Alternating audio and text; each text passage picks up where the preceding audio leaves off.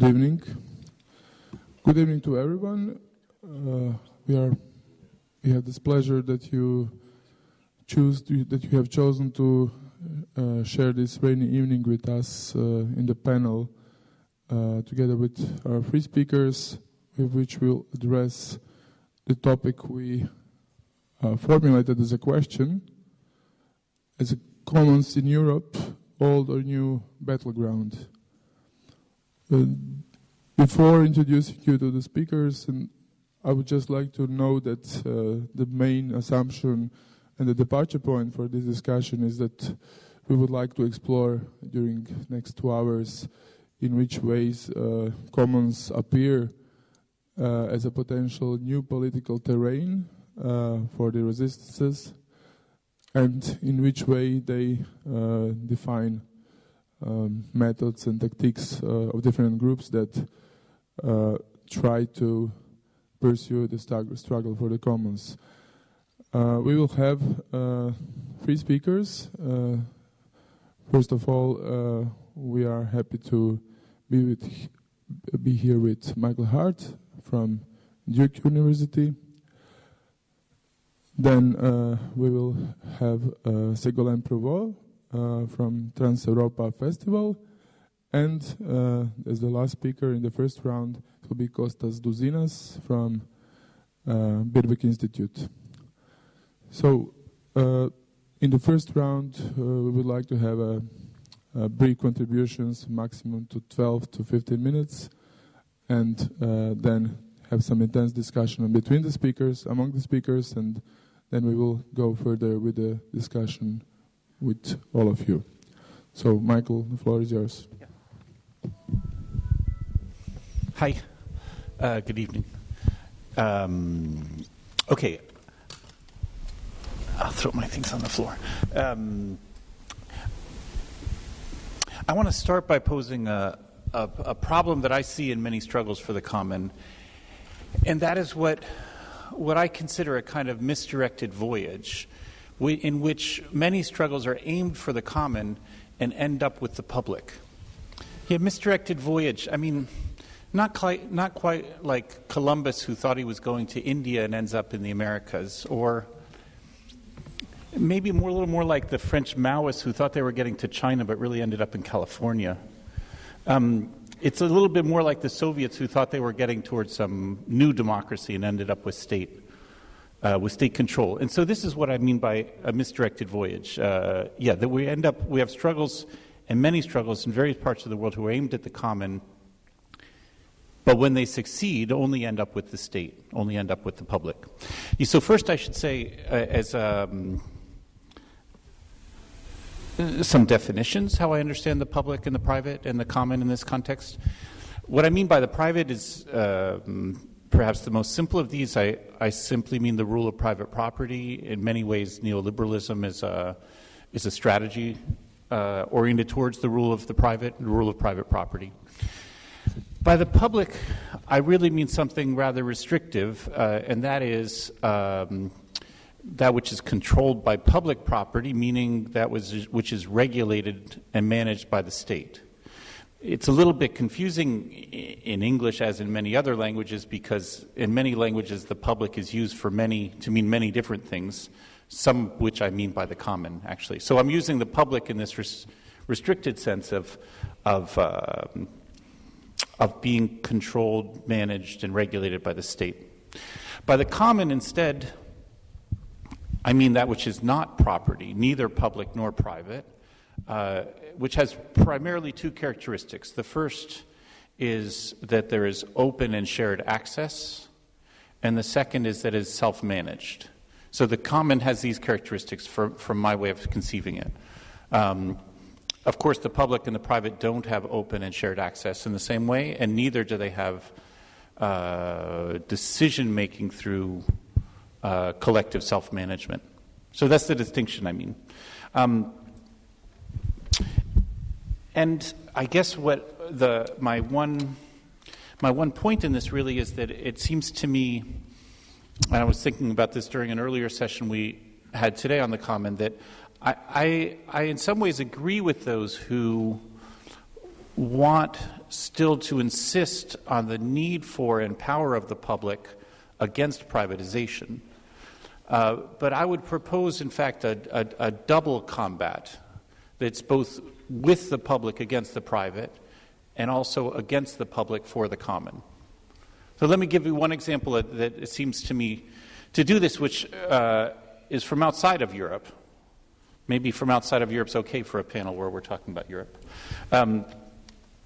And what I'm thinking of, which seems like an excellent example of this to me, are the social movements in Bolivia, in South America, and I'm thinking of the anti-neoliberalism struggles that started 10 years ago. Really started in 2000, the so-called war on water, and then also 2003, what they called a war on gas. Both of these were classic anti-neoliberalism struggles. They were against the privatization of water, against the privatization of the gas industry. And the power of these social movements against privatization, against neoliberalism, they were directed at the common. They were directed for the common. And what I mean in this case is really in two different ways. In the one sense, it was the insistence that these resources be shared and collective, that the water, that the gas, that the lithium, that the earth and all of its resources be shared, and that we have open access to them.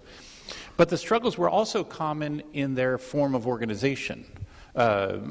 Primarily in the case of Bolivia, it's centered around about the form of the indigenous communities and the horizontal and democratic form of the organization of the struggles themselves. So I see this in two senses. They were struggles for the common. As I was saying at the beginning, these struggles for the common ended up in the public. I mean, they're a great victory. The election in 2005 of Evo Morales, on the backs of the movements, as in a way, the success of the movements was to overthrow neoliberal government and to install a new government that came directly from the movements. Well, since 2005, this government has not been a neoliberal government, certainly, but it has, in many cases, in most cases, blocked further struggles for the common. For instance, there's been a very tense, violent battle in the last year between the same social movements that elected this government and the government itself. About what it's really about is building a highway through Tipnis, an indigenous territory and national park. So the same indigenous movements that led to the election of this government are struggling against this government over essentially a modernization project. And so this is what I mean. In some ways, the continuing struggle of these social movements in Bolivia seem to me what I'm proposing as a double combat. So at once they are their relationship with the progressive government is at once one where they sometimes ally with the government against privatization and against the rule of private property within the country. And still they maintain an external relationship struggling against the government and against the public, in this sense, for the common, which has been in some ways their struggle all along. That's the way I see this double combat. I have time for 2 more minutes, no? Okay. Just 2 more minutes to illustrate the same point, really, in a perhaps more conceptual way. There's a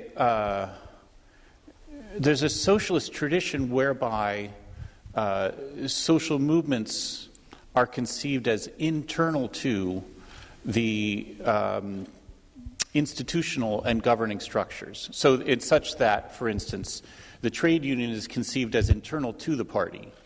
And because they're aligned by the same ideology, and in fact that the party acts as the political structure. In similar way, when socialist governments come to power, this is a long European tradition, not only European too, that the social movements are then conceived as acting internal to the socialist government in power.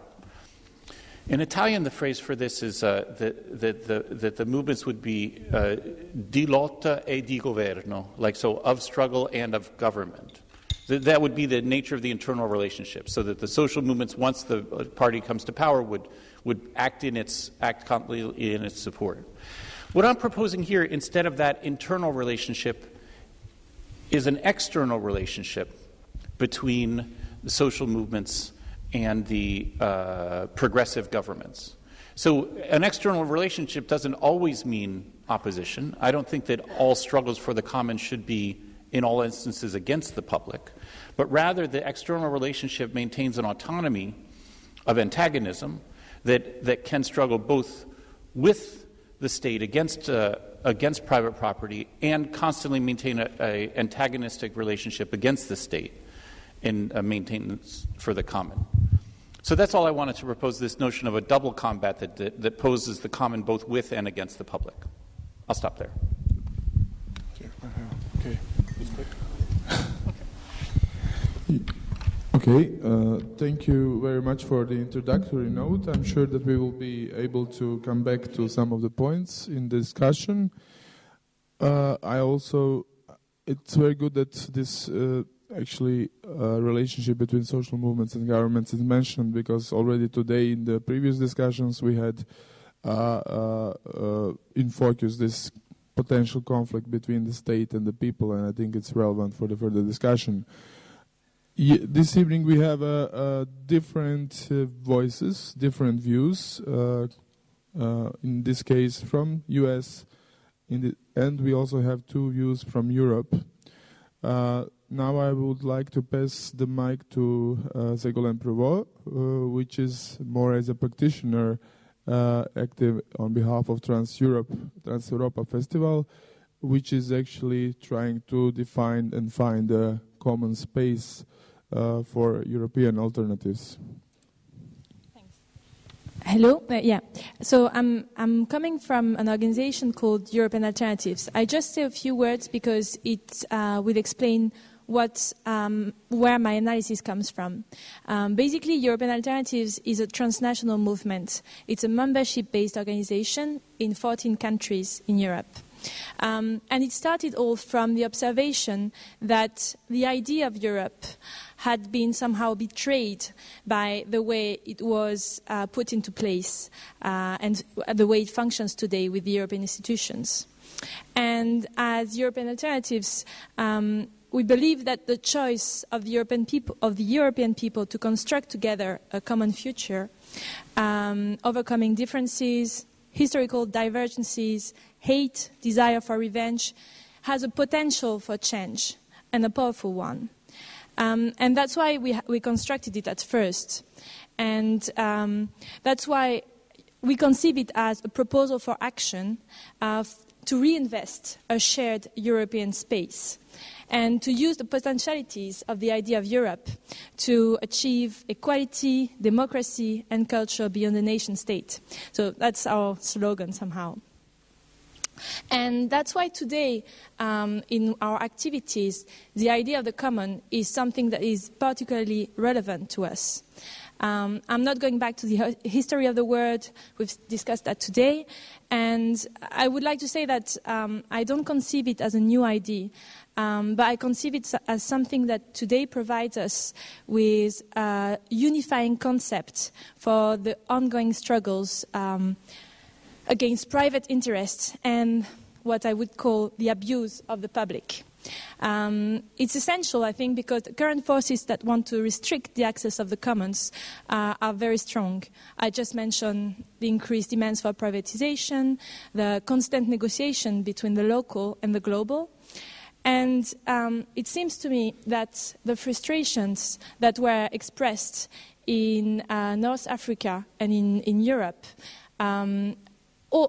reveal something that is very strong, is that the government and the public and the private have kind of hijacked what is actually what is held by the people normally.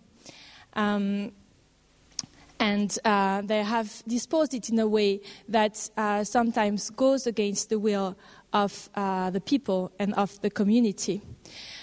So that's why the commons is interesting today, because it comes as a third option, the opening between the public and the private, and the opening between the public defended by the nation state and the private interests. What is shared by in common by the people? This concept is very useful because it addresses not only what is shared, but also how the common interest is governed. And today I feel it's a bit like opening curtains of a theater, for instance, and feeling a new seeing a new space, a new open space.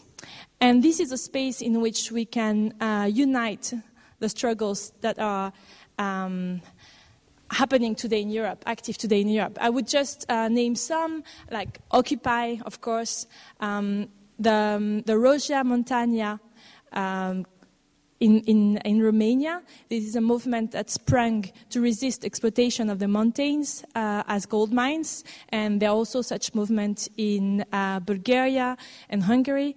The management of water in Italy, the fight against the exploitation of shale gas in Bulgaria and Romania and all over Europe, and of course the mobilization around ACTA.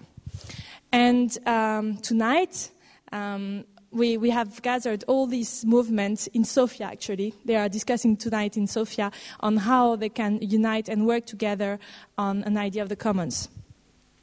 All these movements denounce the disregard of the will of the people. And that's why we have engaged in it. And Transeuropa Festival, which is a festival of culture, art, politics we organize, has taken that on board. And as I say, tonight there was something on the commons in Sofia. They are discussing it right now. There was something yesterday in Cluj, in Romania. And we have a caravan of people from the Teatro Valle. We discussed it today. The Teatro Valle is a very old theater in the center of Rome that has been occupied by the actors and reinvested as a shared cultural space. And this caravan is meeting people in Belgrade, Berlin, Lublin in Poland to discuss and enact the idea of the commons. And so what I want to say is that beyond the idea of common goods, what appears as important is the sharing of the common space, an imaginary common space for action. And I think that's the next step the commoners can pursue. And the last question posed today by the panel was in which way the struggle for the commons appears as a new political terrain. And I would argue that beyond the idea of community, of the local, the commons should be conceived as a powerful tool to remove barriers and borders. And that they have to propose practical governance solutions today. One of the most important characteristics of the commons is that they have no borders. They belong to all, like water. So they are by nature transnational. So reclaiming the commons means that we need to put into place new processes of governance that are strong enough not to create new barriers and new enclosures, and strong enough to be movable, democratic, and open to all. We've tried that with European alternatives, creating a constitution, developing a new form of governance of a very transnational structure, and with our festival, Transeuropa Festival, but it's not an easy task. So I kind of would like to to finish this intervention with some questions, actually. Because there are 2 points that are quite problematic for me today in the idea of the commons. And the first of all would be to see how the discourse of the commons can propose, what the discourse of the commons can propose to about democratic institutions and above the very local organization of people. And what can we do when decisions have to be taken where not everyone who is affected by the decision can be involved in the discussion? And that's a very relevant question in the question of environment, because it's not a small community that can decide on the future of a river, for instance. So that's something I think we should address very clearly, because until we have answered this question, the suspicion would remain that the commons movement is only a protest movement. And so one of the motivations of representative democracy, Benjamin Constant says, is that in modern society, not everyone has the time to be occupied with political discussions. And but we know it's not working. And there is a historical moment now. The moment is right to propose new forms of governments, because the current political institutions are failing to deal with a lot of questions, notably those to deal with environment. So that would be one of the questions I would address to the Commons. And the second and very last one is how can one make sure these new forms of governments is open to all? How can we make sure that it will respect minorities, those who disagree, and who are not part of a small, closed community? Okay, thank you very much. The last question is, I think, the one which we can return to, as commons also appear to be potentially a good platform for discussion on the exclusion and the legitimacy.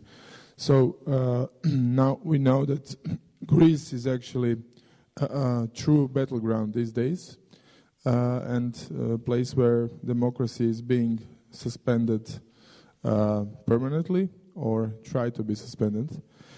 So I would like to hear from Costas to which extent maybe this resistance in Greece has in common with some other resistances across Europe and the Occupy movements, and perhaps, if possible, to some extent, to address how much they perceive issue of commons as relevant in the struggle. So, thank you, Adrian. On June 16 last year, I was invited by the Syntagma Square occupation to address the crowd. There were about 20,000 people there. And after the three invited speakers gave talks, then the crowd followed the standard way in which, sort of they participated in the discussions. They had numbers and lots were drawn. And then those people, whose number came up were queuing to come and speak for the 3 minutes. Now, there was this man right next to me who was clearly shaking with nerves. He had huge stage fright. Perhaps that was the first time he'd ever spoken in public. And then he gets the mic, and the sentences start coming out of his mouth, fully formed, rhetorically beautiful, actually full of ideas. We're discussing some question of constitutional changes. When he stopped, I went up to him and I said, my friend, you were so nervous. You were a bunch of nerves before you started. How come that you spoke so beautifully? And he said, I don't know either. When I started speaking, I was mouthing the words, but someone else was dictating them to me. There was a stranger inside me. Cut, 1935. The European nations are sick. Europe is dying. These are the first lines in the famous lecture in Vienna of Edmund Husserl, lecture known as Philosophy and the End of the European Man. For Husserl, in this famous lecture, Husserl, as you know, is a German Jew. He had already been expelled from Freiburg University, and he died a few years later. For Husserl, Europe's mission is to seek truth and the universal. It transcends local attachments and commitments, and indeed Greece is its spiritual birthplace. Philosophy and science created a certain disinterested idea of the world and explored the universal unity of being. Indeed, the spiritual task of Europe, of the European man, is to create himself freely under the guidance of reason. To this extent, for Husserl, Europe is not just the name of a landmass. It is not a geographical term. It is actually a spiritual term. There is a spiritual geography. We, Europeans, are the functionaries of the human spirit. What about the non-Europeans? Husserl actually does address the question, and he says that while foreigners, non-Europeans, of course, are admissible to this idea of the universal truth, of universal and infinite human being that is creating itself. However, while the Indians try to Europeanize, the Europeans never try to Indianize, because India and China, says Husserl, the German Jew, has not created a similar sense of the universal in truth. So what is the crisis that Husserl detects in Europe at that point? He detects a certain wrong turn of the Enlightenment rationalism. Because of the huge triumphs of science and of technology and all the rest of it, Europeans started dealing or treating or exploring the subject and the object as if they were the same thing. That somehow the same type of approach that we use in the natural sciences could be used in the social sciences. And of course, the huge formalization, mathematization of the natural sciences, when imported into the social sciences, leads, for Husserl, perhaps to the end of this idea of a universal truth, of a vocation to understand humanity as a never-ending mission of recreating itself. Now, my claim is that precisely the same kind of problem we're faced today here in Europe. Of course, now this type of crisis, this type of corruption has moved from theoretical reason to practical reason, in other words, to politics. The official and formal orthodoxy of the European Union and the majority of European governments is precisely that now a new formalized and mathematized science, economics, trumps politics, that consensus trumps dissensus, and that the argument must be replaced by the diktat of those experts and those people who have the specific knowledge that mainly economics gives and who should be given the chance to run the countries and, of course, Europe. According to that theory, conflict is finished, it is passé, it is both bad and impossible, and therefore it has to be replaced by the truth-telling ideas of the economists and the other technocrats. To that extent, the idea of Europe as the vocation of seeking universal truth has come to an end in politics as much as in the cognitive science. I don't go into the Husserl ideas now, but we can discuss it. Now, of course, what has happened in the last 10 years here in Europe is that history has returned, politics has returned, and the idea of Europe is again on the road.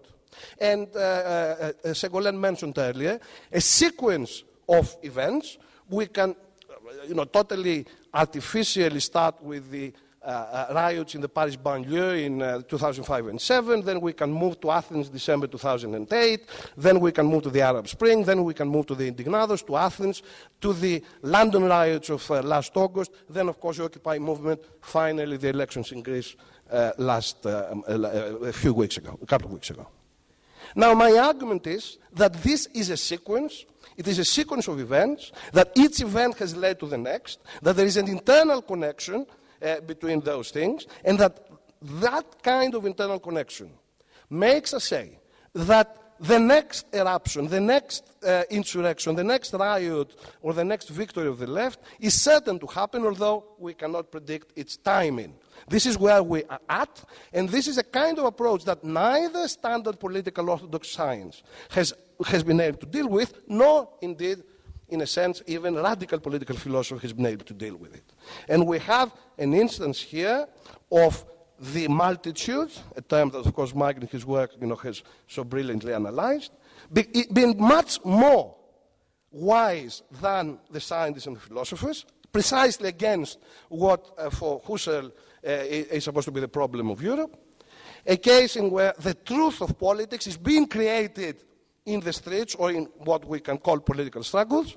And then, of course, the job of political philosophy is to come later and try to understand what politics have done. So in those sequences, I claim, which have changed totally our definition of what the political is, we have three new types of resistance, three new types of subjectivity, and three new types of the universal, which in a sense come to replace that end of the universal, that end of the idea of Europe that Husserl was predicting. The first is that type of insurrectionary politics that we saw in Paris, in Athens, in the London riots. The second, in January of last year, 2011, 300 sans-papiers immigrants in Greece, people who had lived, all of them coming from Egypt, from the Zagreb, had lived in Greece for up to 10 years, and many of them spoke the language fluently. They were married and had kids with Greeks. Because there were some papiers and the crisis struck and there were no jobs, they were asked to leave the country just like that. So they went in a hunger strike, and after 40 days, and with a huge solidarity movement amongst the radical left and the autonomia people and so on, eventually, when some of them were pretty much on the, sort of close to death with organ failures, sort of serious organ failure and so on, eventually the government relented. And of course the third one, so we had the insurrection, then the sans-papiers hunger strike. The third one was precisely the occupations. In those occupations, what operated was precisely the idea of the multitude. I'll come to that in a minute. Let me explain, however, those three things and how those three things precisely inscribe a new type of politics, which, while accepting the idea of the commons, introduces some much more interesting, I think, has introduced some much more interesting versions of what political struggle is today. The rioters in Athens, or in London last summer, or indeed in Paris and many other places, were kids. They were called apolitical, those people who had no interest in politics whatsoever, who went out, in the case of Greece and London, as a result of the murder of a colleague in Greece, a 16-year-old kid. They went out and for 2 weeks totally ruled the center of the city. They did not put any particular demands. They did not ask for this or that. They just asked for the right to be there, the right to have rights, as Arendt would call it. So they asked for a kind of politics at degree 0. This was the politics of those people who have absolutely no social recognition. They exist in the social, but they have no social recognition or no political representation. And therefore they had to perform their very existence. They had to say that enough is enough, here we are, here we stand. We don't ask for anything specific. And it was precisely that kind of event which then led to the occupations in Greece, and of course with the multiplication effects that we had around the world. The sans-papiers were people who, in a sense, realize that in a biopolitical world, life is registered life. So you don't have papers, papier, documents. If you are not in the archive of the state, basically you do not exist. And in order to, in a sense, become humans, because without papers you have absolutely no recognition in any kind of, Hegelian terms, they had to go to death. They had to reverse the master and slave dialectic of the phenomenology, and then being the slaves to go all the way to death in order to take back their humanity. So we have those people who seek in their martyrdom, and of course martyrdom, as you know, in Greek means two things, both the victimhood, the sacrificial victim, but also witnessing. They become witnesses. They are the last free men of Athens, when that happens at the beginning of the year. And then, of course, we move to the occupations. Now, in the occupations, in the theory of crowd, rabble, mob, multitude, we have a very interesting bifurcation. There are a number of them, but I'll just mention one. The social psychology, from Le Bon to Freud, from MacDonald to Canetti and so on, thinks that the crowd, the mob, the rabble or whatever they call it, is a mass, is a beast. It is effeminate, it is irrational, it can be totally manipulated, it is something that takes us back to the savagery of the human race. Now, of course, the tradition of multitude, from Spinoza all the way to Michael and so on, of course, disputes that in general terms and presents the multitude as a social category, as in a sense the idea of class in late capitalism. Now, what the occupations did was precisely to bring together and transcend both of these theories, because what you had there was precisely a multitude, but not just as a social class. It was not a social class. You had a multitude as a coming together physically of bodies in a public space, but against the social psychologists, this was not a blind and mute crowd.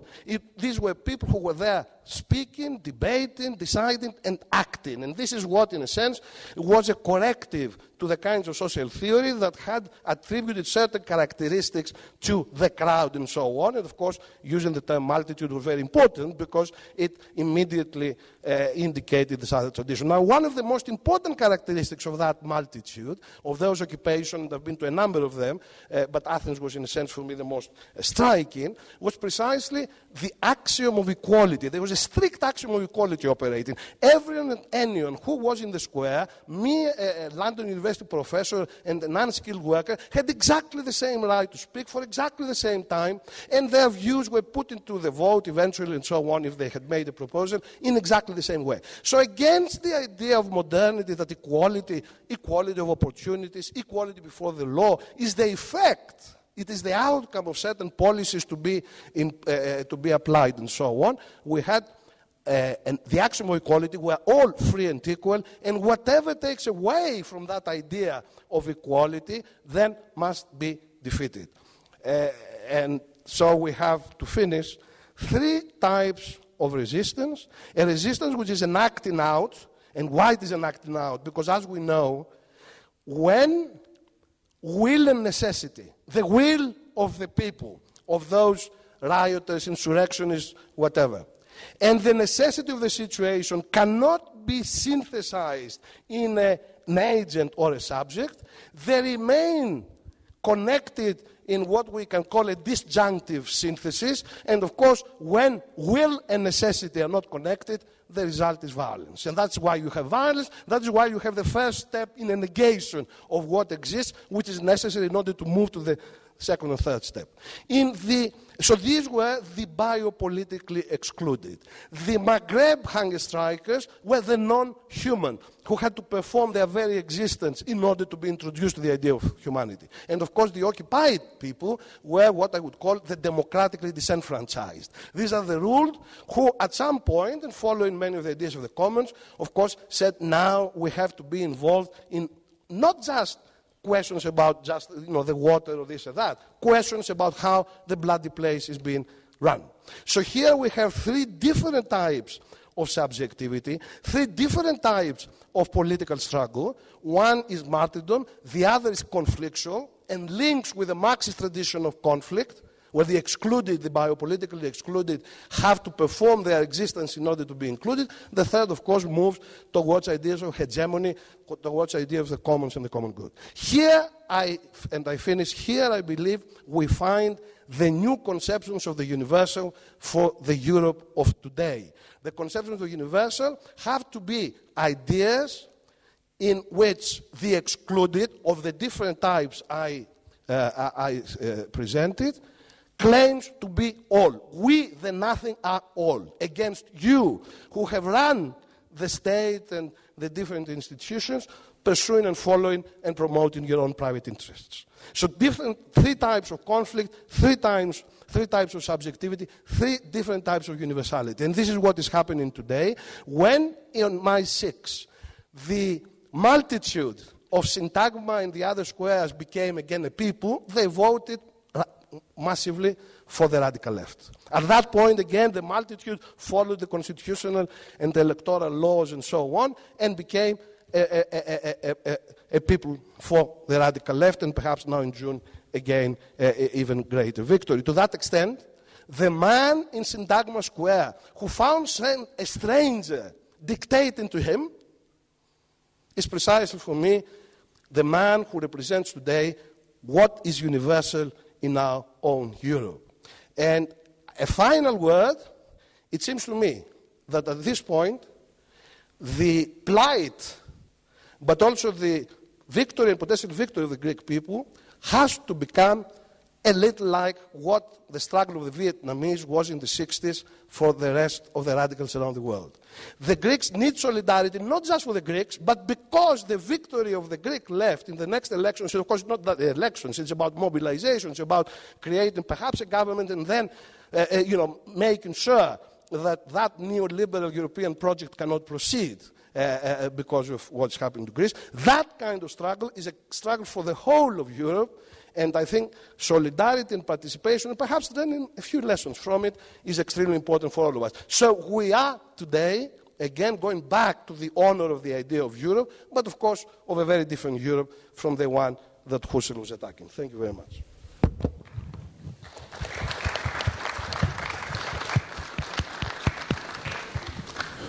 Thank you, Costas. I would like to take this opportunity and maybe come back to first contribution by Michael, asking the question that is somehow related to the notion of multitude and what you just described as a double combat.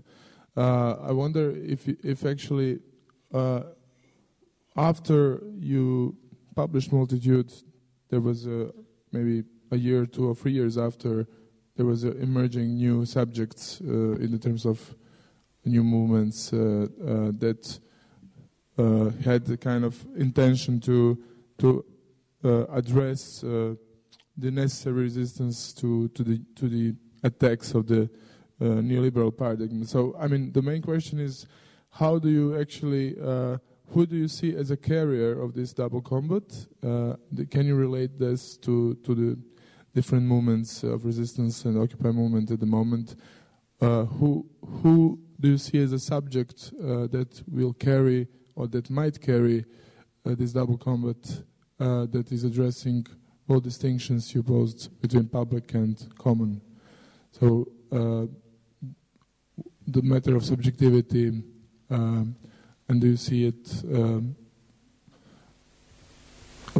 who should carry the combat itself? Yeah?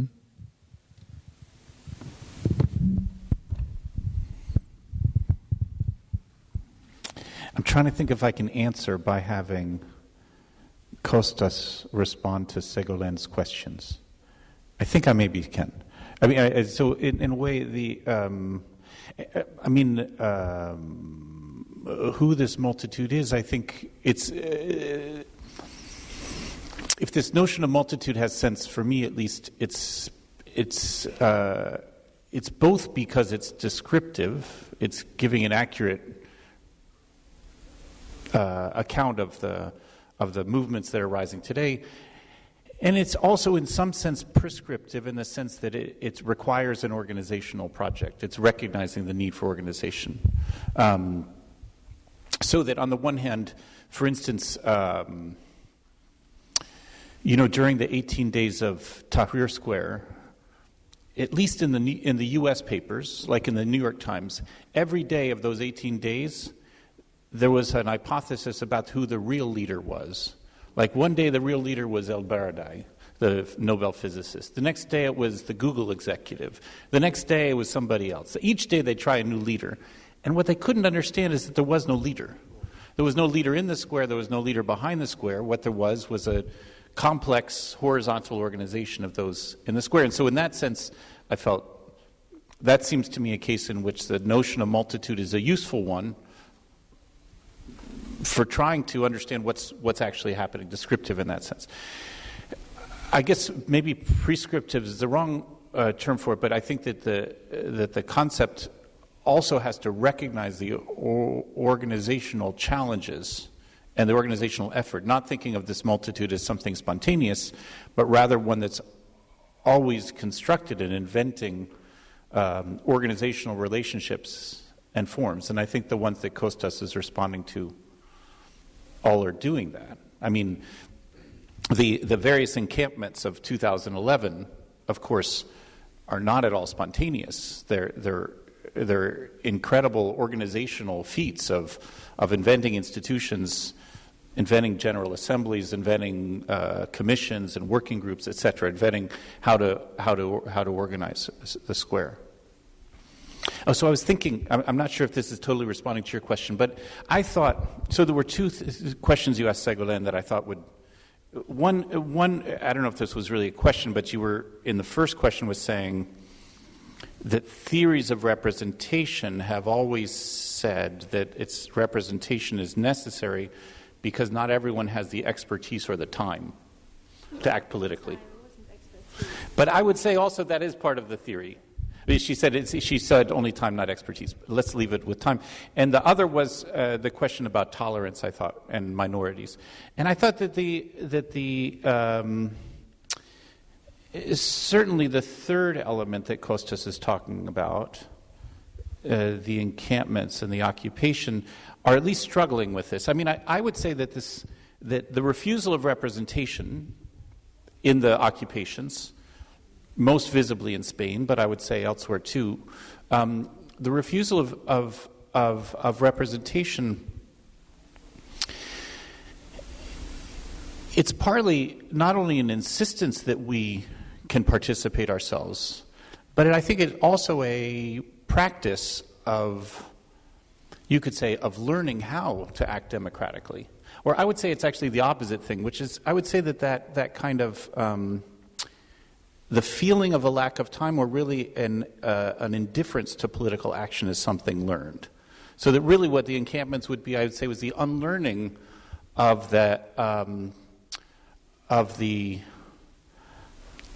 feeling that we can't and don't care enough to, and don't have the time to govern ourselves. This at least seems to be part of the example. The other one was about another important question you asked about tolerance, how to make sure that they are open, and that's something else that, I mean, I think that's it's always, it's important that question always be present, but I found remarkable the different general assemblies and encampments, their openness to radically diverse populations was really quite interesting, both in the manner of speaking, that the word was open to everyone, and in the U.S., for instance, the ideological difference of those involved in the encampments was really quite remarkable.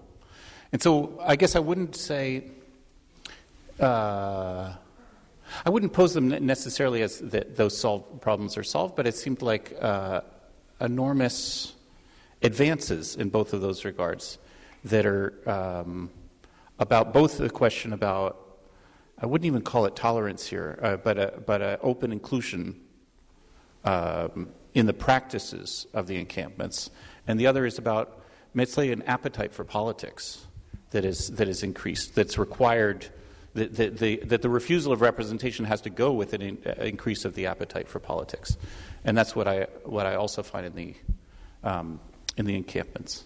This would be, why do I come to this in this regard too? I think that this would be the quality of what would have to be understood by the concept of multitude, the elements that are not spontaneous but have to be constructed as a political project in order to think of this horizontal, leaderless form as something effective and democratic. Thank you. Actually, that wasn't a question about the new master. It was a question, just a matter of how this can be operable. Yeah. So, but I would also like, before we go further with the questions, maybe it would be interesting to learn from Ségolène at one hand. How do you see? You mentioned the issue of the governance. How you actually perceive the at the transnational level you referred to, at the European level, how do you perceive what are the alliances that can be formed around the struggle against the enclosure of the commons that is also part of this resistance? So what do you see? I mean, that is to some extent, again, related to the notion of multitude, I would say, because it's in a way amorphous. It's not really defined with defined hierarchy, but you need some kind of alliances between different actors that can push for example, you mentioned this combat against public on behalf of the common. So maybe you can also then continue after Ségolène, just to go more in depth into this particular direction of the actually finding the basic, I mean, the finding the political potential of the struggle that's related to this relationship between public and the common, in this case against the public. Yeah. So maybe Ségolène, you can start with the potential for alliances that can be formed at the European level to form a resistant point against the enclosure of the commons. Yeah, I think where we started from at European Alternatives, that we believed that the right level for action and political power or for expression of needs wasn't necessarily at the level of the nation, and that there was an existing space, shared space of people sharing ideas and movement beyond borders, like Europe, at the European level and more globally.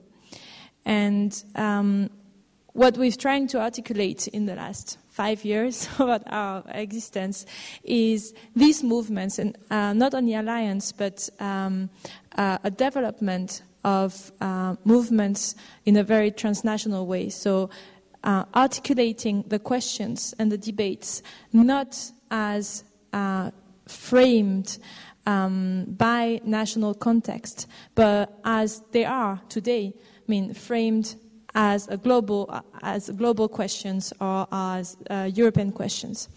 And such are movements for media pluralism, for defense of migrants, for all these type of questions.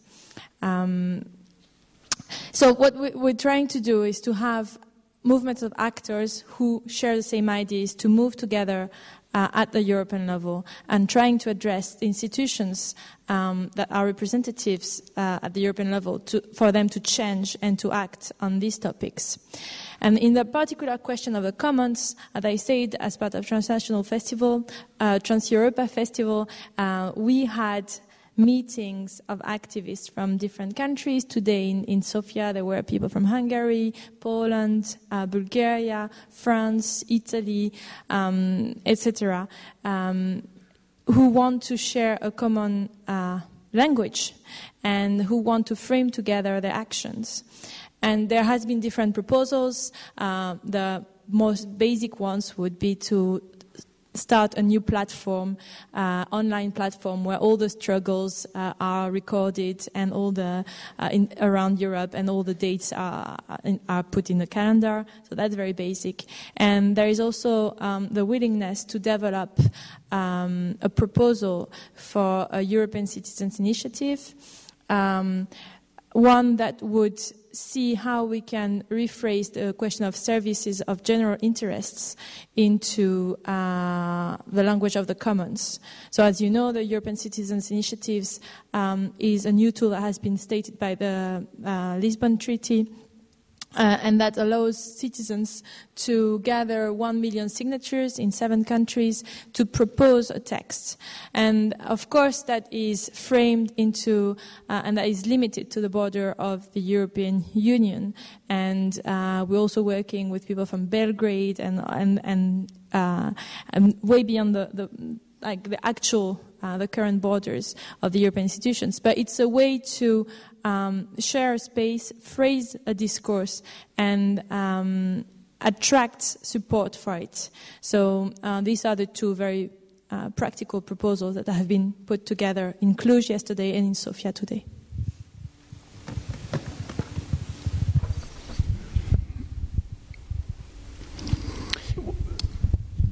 With this notion of both of a double combat, I really mean to refer to the kinds of alliances that the movements are already enacting, and so in part I mean that say struggling with the public against the private, but never being fooled to think that the public is the common, and also recognizing that it will always betray us. So, for instance, I'm just thinking about struggles that we've been talking about here, even today. For instance, as I understand, several of the struggles involved, like under the rubric of the right to the city, Here, that in some cases, for instance, the legal framework in the courts can seem like an ally against private interests that are using public space that are violating the laws. And I think one should use such legal means, but recognize that they will betray you. So that it seems, so there can be an alliance. There can be an alliance similarly with established and corporatist trade unions, and those alliances should be pursued and can be effective. But you can also know that they will betray you. So that's what I mean by the maintaining such a double relationship, a double combat. I only mean this almost in or at least at this point, it seems to me just like a description of the current functioning of the movements for the common. Thank you. Now we can open the floor for the questions. Can I say something? Yeah, you can. I got left out. Yeah. Give me a sign. Okay. Okay, I slightly disagree with both previous speakers, slightly. Yeah, of course, you can never disagree with everything that is about the common and so on. But the point at this particular conjuncture is not just struggles about water or about electricity or about all these other important struggles that, of course, the social movement, the World Social Forum has been fighting for the last 20 years. At this point in time, I mean, if you go to places like Greece, Spain, Portugal, or Ireland, you're seeing a totally disintegrating social fabric. Here we have the question of the state, and it's not a European question. Europe is actually the culprit. It is the perpetrator, the European Union, I mean. It is a perpetrator of the impoverishment and destruction of the social bond and so on. And where is the democracy of Europe? Have you heard the European Parliament participate in any of these decisions that were posed in Ireland, Portugal, and Greece? Absolutely not. They're just a talking shop, and they prove to be a talking shop. So at this point, because politics is always about the question of how and when and for whom, the when means that at this point in time, the state, and therefore the kinds of alliances that I totally agree with Michael have to be created, can be taken in a specific direction in relation to the state.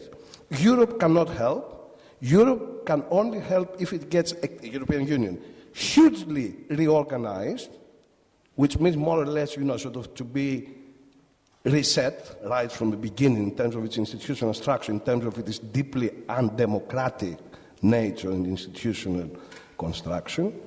And to that extent, it seems to me, in terms of the timeliness of the struggle, clearly it seems to me that the question of the public, in the sense correctly, I think Michael says, of questions of state power, questions of intervening at that central institutional level have again become extremely important. Europe, the periphery of Europe, is being colonized by the European Union in the center of Europe. You see colonial conditions of the 19th century in the European countries. So at that level, it seems to me that the priorities necessarily change, and of course in alliance with these groups. It is absolutely correct to say that in Sintagma and in Puerta del Sol, you had people who come from right-wing ideological positions, historical trajectories that were different in those countries that had a civil war and so on, and who, however, found themselves there with the radicals, the leftists, the anarchists, and they had common demands. Now that changes things, and it is not just that it changes ideology. Here it is not just a question of ideology. In biopolitical late capitalism, the main way that we are made to conform is through the conduct, through comportment, through behavior, through the way we act. You may be left and right and, whatever. If you follow the kind of behavior and comportment and conduct that, in a sense, inserts you within the late capitalist economy of services and debt and consumption, you may you are free to be whatever you want. And it is precisely that break through acts of disobedience, through acts of democratic cohabitation, through acts of being as physical presence, singularities in our plurality with a common political desire, that you get de-articulated. You get, de-inserted, so taken out of those circuits. And this is the great thing that is happening. So it's not just about, turning right-wing people, left-wing, or anarchists. I mean, for God's sake, no. It is of learning that you do not have always, to put the question of desire and pleasure at the center of your existence. That other things are as important. Of course, the common is very important. Thank you. So we had one hand there in the fourth row.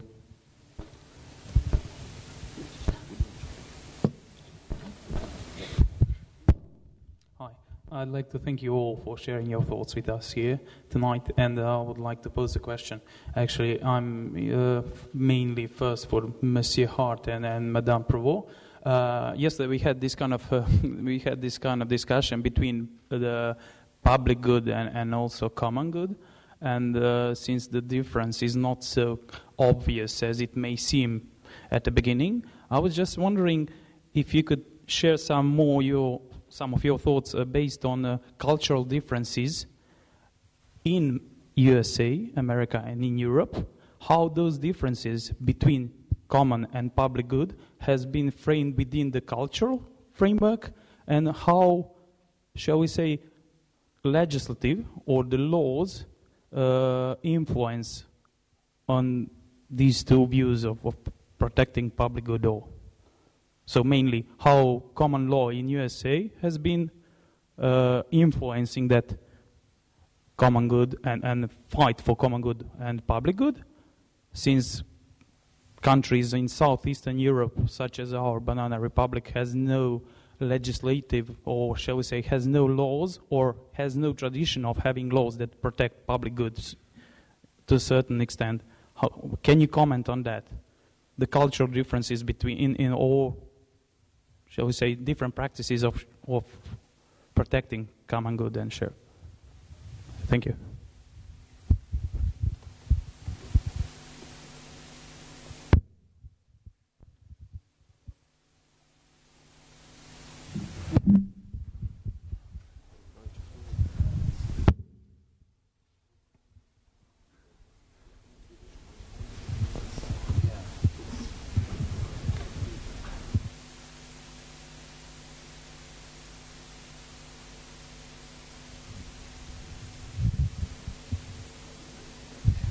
It's a good question. I'm trying to think how much I think it's true that the U.S. I mean, I assume your implication is that something about either the United States or the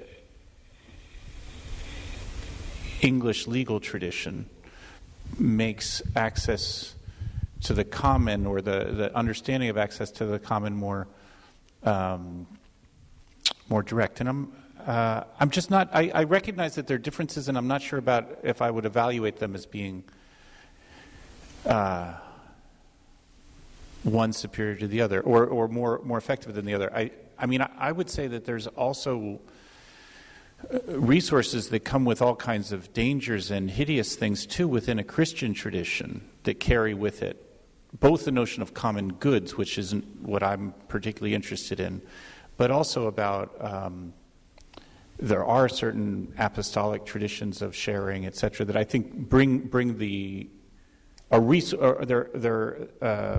are many elements. Maybe I should put it this way. Okay, I think I know. Oh, wait. One thing I fear in the discourse about the common, and even in many of the practices, is that at least in some cases it involves what I see as a nostalgia for often pre-capitalist forms of social organization.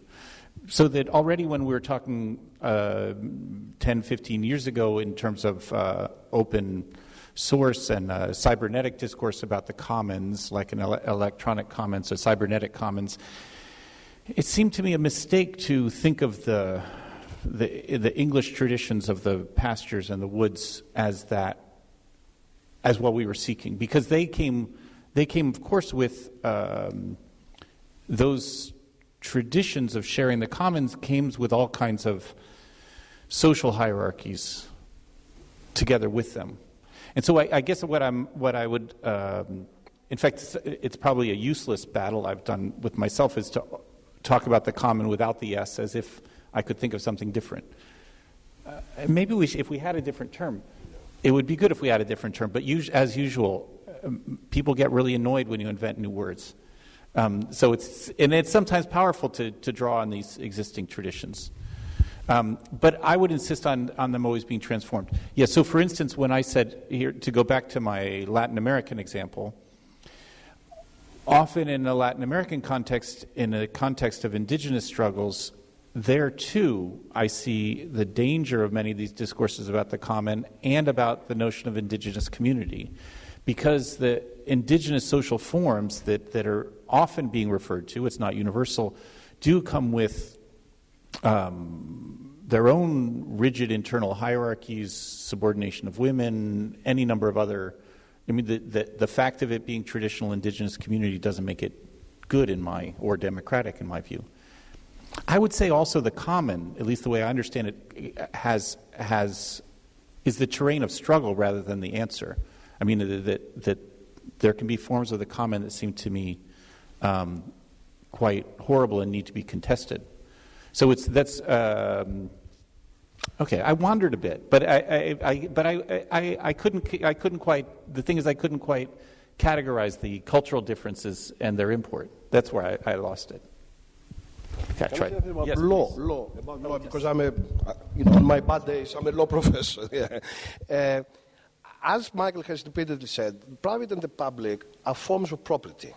And the way in which the commons turned into public and private property, which is in a sense the transcendental precondition of our legal system, was through enclosures, through violent interventions by the state, which turned what used to be common land is the best example, into either private or state owned. Now, the law was absolutely central in that, and that was the common law. I mean, the term common law does not mean that, in a sense, that promotes the common in any particular way. This happened in England. It started in England, those processes of enclosure that created, in a sense, the primitive accumulation of capital, as Marx would describe it, and then they were followed exactly the same way with a slightly different legal system, both in France and Europe, and of course in the United States, sort of through the appropriation of the communal lands of the Indians and so on. So there's no difference there. In a sense, you have capitalist law. Capitalist law does not follow the principles of the common in the sense that we've been talking about them here. Yeah, if I can just add something from a very but it maybe it's said in a very naive way or in this very French-focused way. But when I first got to grips with the idea of the common goods, I would say, more than the commons, I was kind of not understanding what it was. I was like, what? But this idea of public goods, well, it's channeled through the state. It's very, very strong in the way administration or the state has to protect common goods and what is supposed to be the property of the people. And that's why I think when we speak about the commons or the common, I think we should emancipate ourselves of the goods. And it's very difficult because in French it's not so easy to translate. In Italian they still use beni comuni. So, but this idea of the goods reflects, has a reference to something that you can behold, that you can take in your hands. And I think that really limits the possibility of the word and the concept. Okay, we have in the first row on the balcony.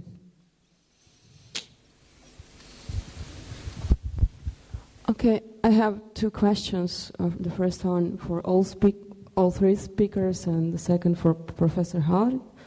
What would you say about critique addressed to the concept of multitude, non-representation, as you said, in revolution and occupation movements, a symbolic and short moment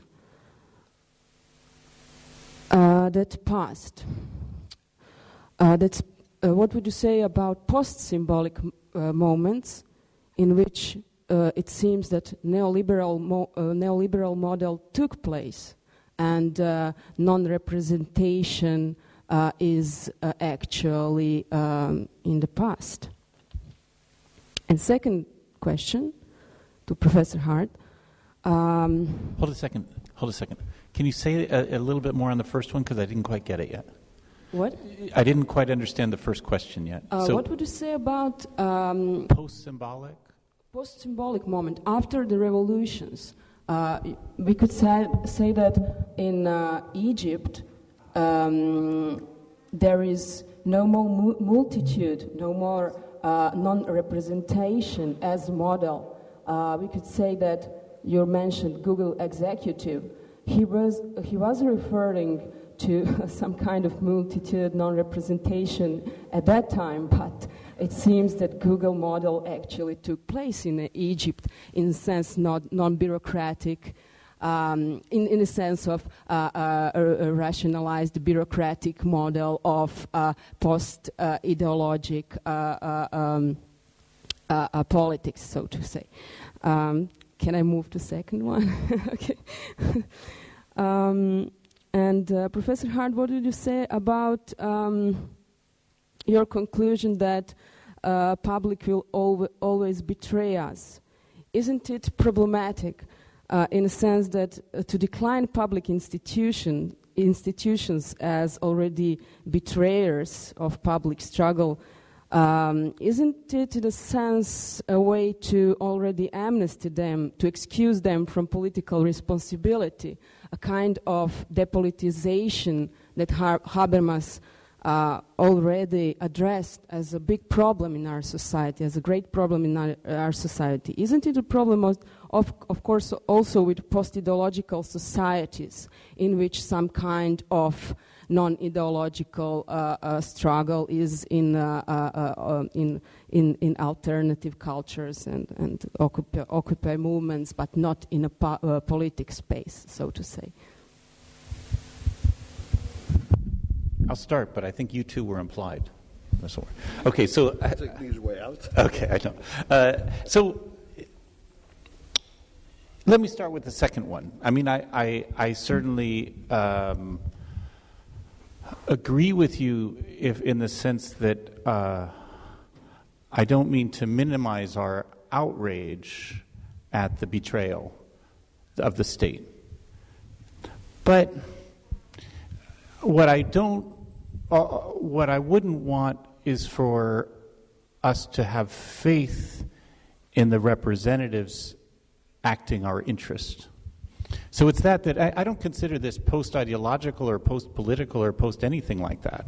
I mean, I think this is actually properly political, that there is born or reborn a taste for political participation and a refusal of representation in that sense. Yeah, so I would continue outrage at all the betrayals in Zagreb, for instance, about the privatization of public space. I mean, I think that I don't mean to excuse the leaders, but also you should know beforehand that you shouldn't be surprised. And so what I mean by that is that that's what constructing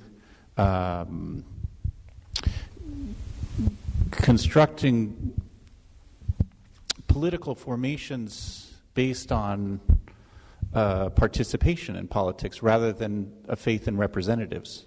That's really what I mean. So for instance, here, to come back to my Bolivian example, sometimes, these leaps outside of the context help. Sometimes they don't, you can forget about it, but sometimes they help. So the movements that then were, of which Evo Morales was part of these movements up till his election in 2005.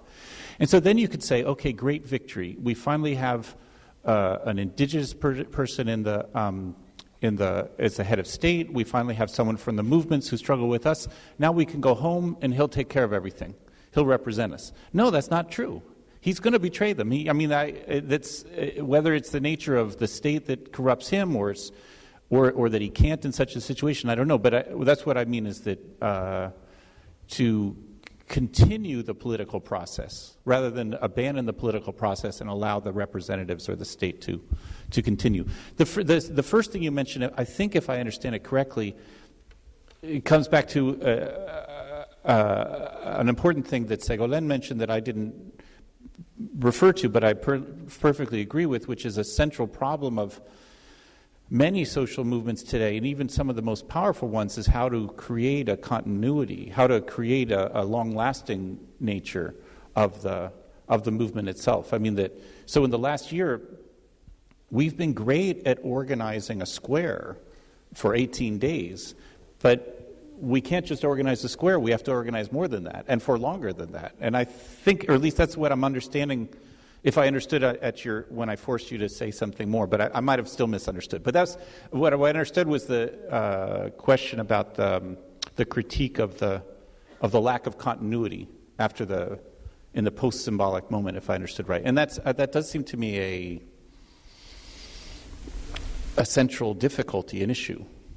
I don't consider it somehow, what you call it, a catastrophic critique that then I would say, oh, yes, you are right, we need Lenin, we need someone to take care of us, we need someone to lead us, that's the only way we can continue. I wouldn't say that. I would say rather, no, this is a problem that we have to continue to address. I'm sorry to say something bad about Lenin, I didn't mean that. But Lenin's many more things than that. Anyone else? Yeah.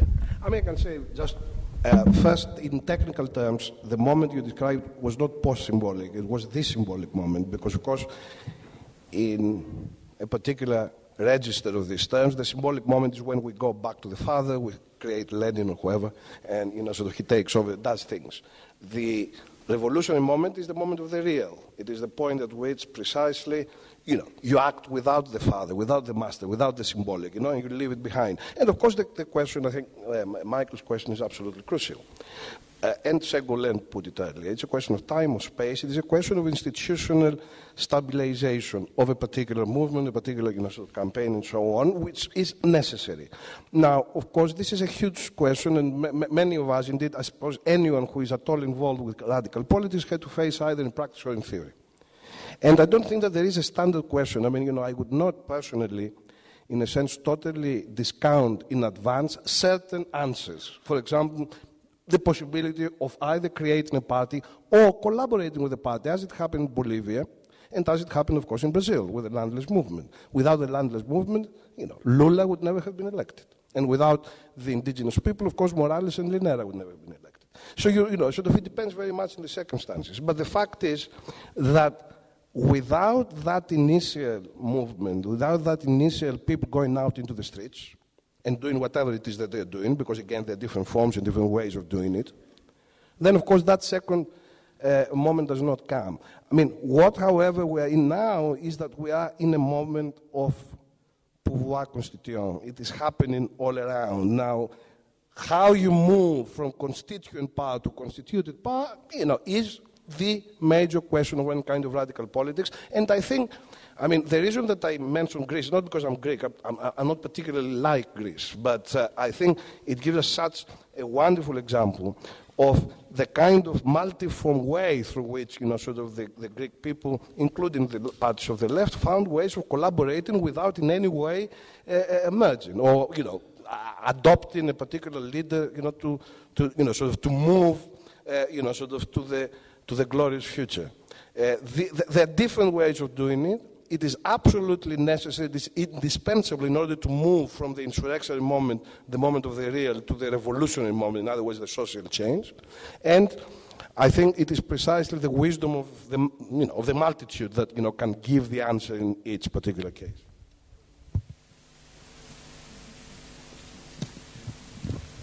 Okay. Second one.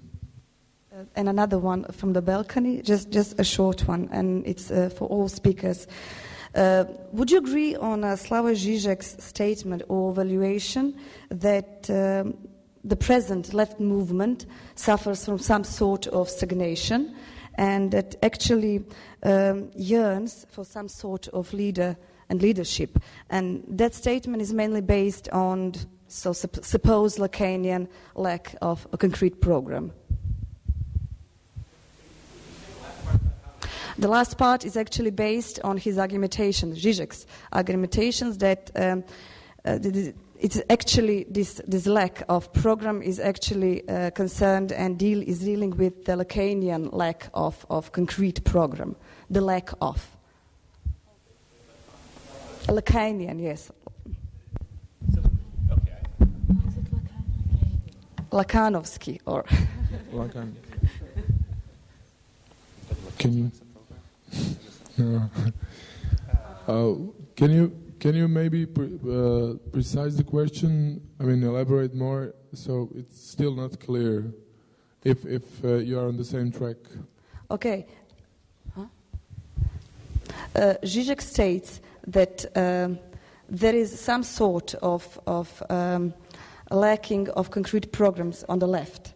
And he says that the left yearns from some sort of leadership because of lacking of concrete program. So, would you agree on that valuation or not? No, I disagree on all counts. I'm glad. On all counts. But maybe what I'm disagreeing about in part is, okay. I mean, I wouldn't say that it's always a disaster whenever you try to analyze politics with psychoanalysis.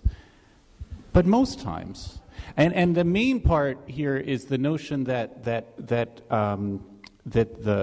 need for a father figure, that this idealization and identification is required for political action. That's what seems to be mistaken to me. So I would say, in my view, the cycle of struggles that Costas was talking about of last year were not powerful despite their lack of leaders, but because their lack of leaders.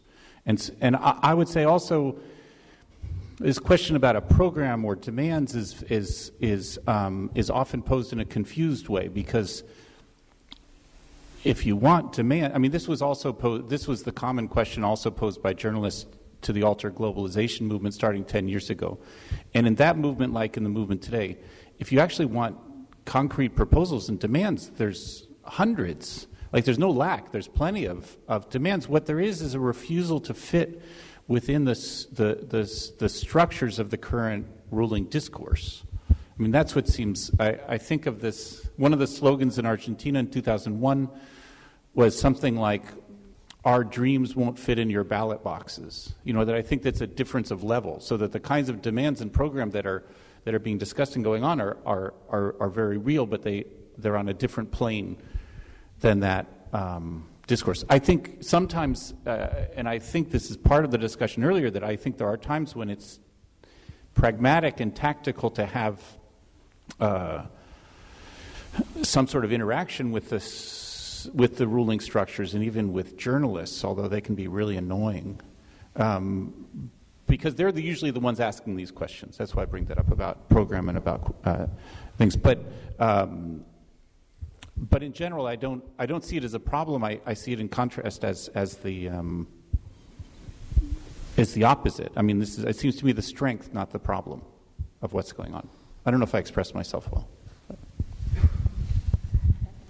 Okay. Yeah.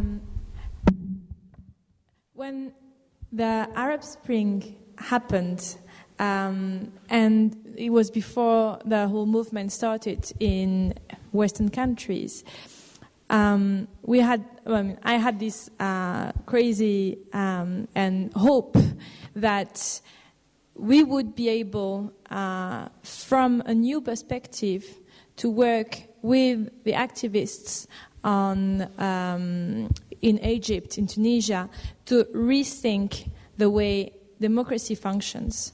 But I'm saying that now because I think we're not in a moment of stagnation, but we are a moment where we are dealing with very difficult question of how we can find ways to either change the system or I would say change the system or interact with it.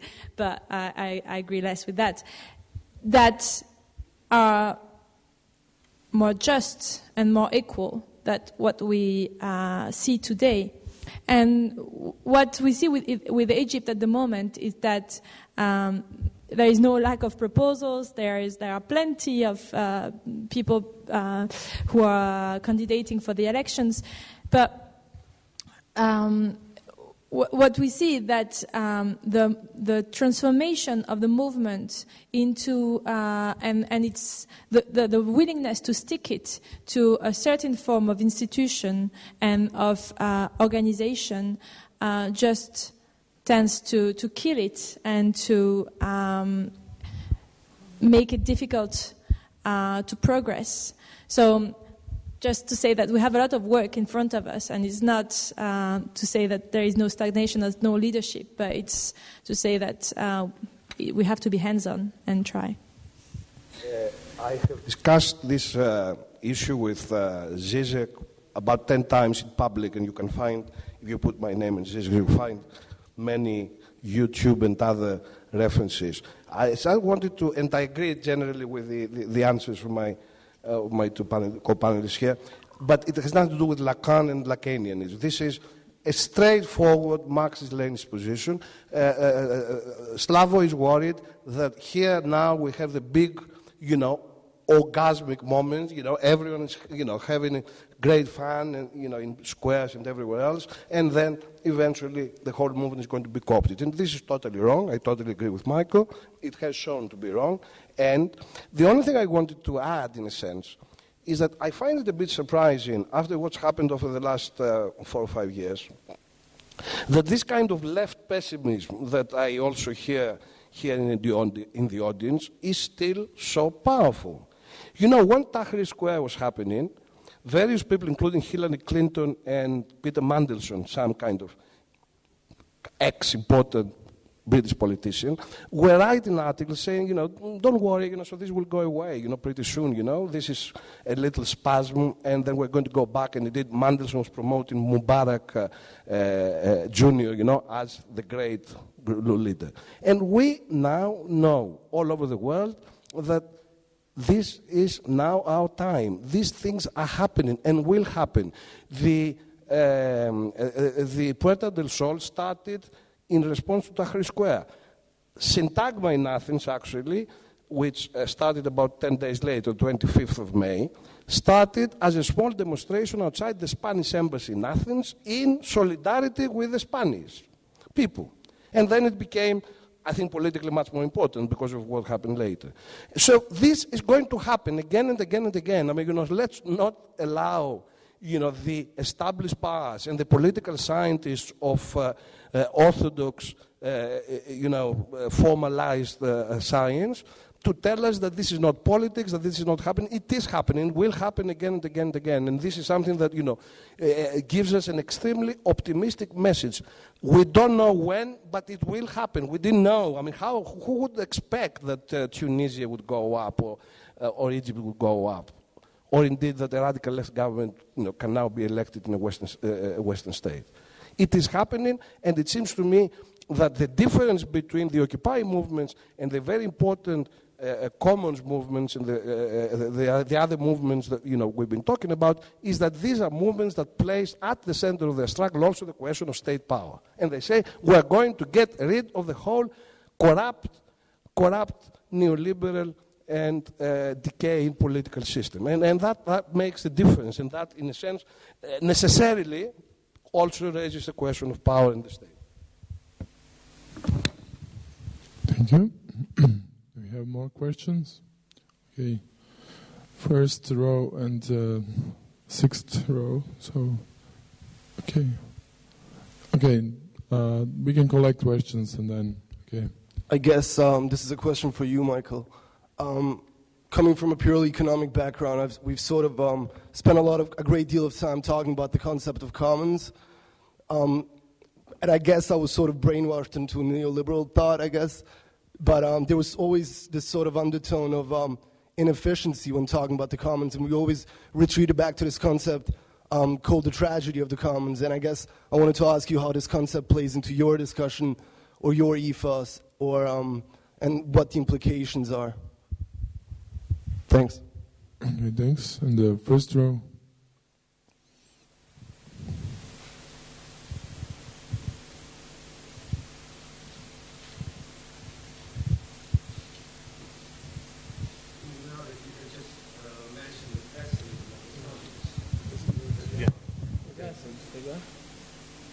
Try again. Mislim da je do baterije. Okay, try again. Okay. Okay. Good. As far as the pessimism of the commons is concerned, I think it is caused by one and single thing. The fact that the capital has ways to make the public accountable to them, and the common doesn't. Have the power to make capital accountable. No. The capital has the power to make the public accountable to them, but the commons don't. So what? They shower them with money, and if they don't do what the capital wants, the money stops raining. But the commons, they don't. I'm just curious, what is being done on that part? Is there any concrete ideas or actions that are actually going to make sure that the public is equally accountable to the common as well as it is to the capital?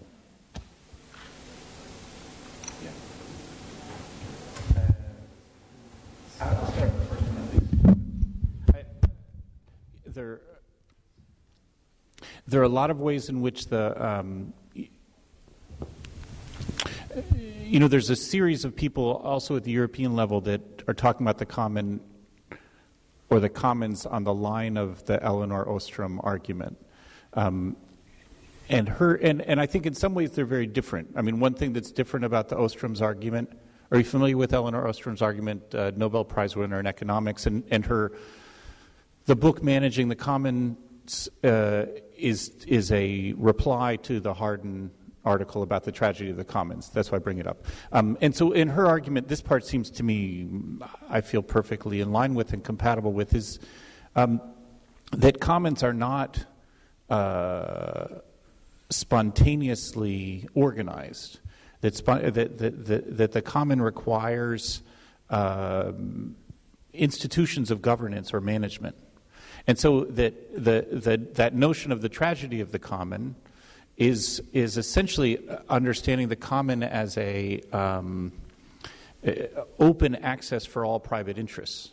Do you know what I mean? Without any structure of its management. And so the tragedy and the destruction of this common goods, this is in the Hardt argument, comes without thinking of any need for instituting it. So I would say, and I think this is the Elinor Ostrom argument too, that any conception of the common not only is about the shared and open access, but also about the management of it. And it seems to me a democratic self-management of these collectively shared resources, which is, I think, very different than the argument of the classic argument of this Hardt article, the tragedy of the common. I hope I'm referring to things that people know. In any case, what seems to me central here is the question about management and governance, and that what we're really talking about is different structures of management and governance of territories, ideas, etc. At least that's where I would start. Start with that, and I mean, I guess the accountability. I'm not sure that I totally understand the accountability yet, but I mean, in fact, what many of the recent movements are doing is forcing an accountability, both of mostly of the state, but also of capital. I mean, so that's what I mean. Not only the power of the Occupy movements in the U.S., but also their popularity have at least posed as an item of the agenda an accountability of finance, or at least a threat of them. I guess I would think less in terms of accountability than I do of threat. I would like to be able to threaten them and attack them. It's the same. Okay, then good. Right. So, but I see maybe there are different mechanisms then that we're talking about. You were talking about the ones that capital or the state have. I kept getting confused. I'm sorry, but we need to develop different forms of force. Maybe that's what I would say. Yeah, that's what I would say rather than the accountability. I'm sorry, that's very abstract though. Okay. Any more questions?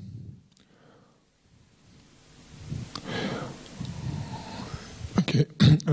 Yeah, just to add, maybe it is a question of not only the duration, but actually of the possibility to constantly and permanently generate this kind of pressure without asking for a master.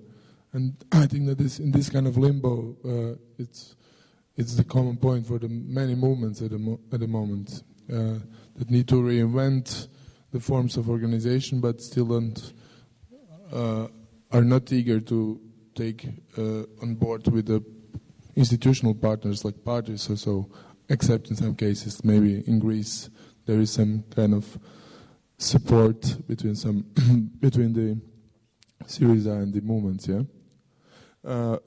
So I would just, in order to conclude, it's quite late, maybe we can have a really final round of very brief remarks on the basis of this discussion, and I can start with Ségolène. Yeah. Okay, I just wanted to come back to what Costas said on Europe and the fact that, Europe was basically a neoliberal construction. When I refer to the space of Europe and to the common, I think it's just because I think that going beyond our limits and thinking in terms of a transnational space, one that is not linked necessarily to territory, border, is a way of creating, sharing, and thinking something that we don't have the habit to think, and that may be a way that will help us create a new form of governance.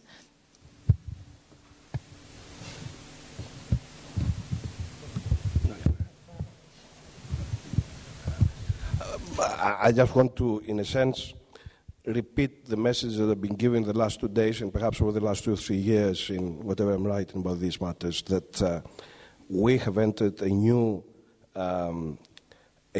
stage in the history of Europe and the world. Europe that was dying is now coming back up, this idea of Europe, and I used the Husserl article because I think it is very important to bring up in the debate again questions about culture, about philosophy, about ideas, because it has been dominated almost totally by economists, as if if we had the best economic answer and so on, and we were able to apply it, then the world would be a better place. No, it is about culture, it is about political intervention, it's about sort of symbolic constructions and imaginative and imaginary creations. So that is very important, but I think we need also, particularly those who come from the left, the different colors, the rainbow left, from left social democracy, to the autonomous and even anarchist movements. We have to accept that this is now happening, that it has changed. It has changed, and of course, the theory of the commons, the theory of the multitude, the social forum, and so on, have opened those possibilities for a dialogue between the different parts of the left. I think we have to abandon, that left pessimism to understand, and indeed also what I call the narcissism of small differences, where Michael is the greatest enemy because we're the closest to each other. I mean, that has dominated, as you know, the left politics and left theory and so on.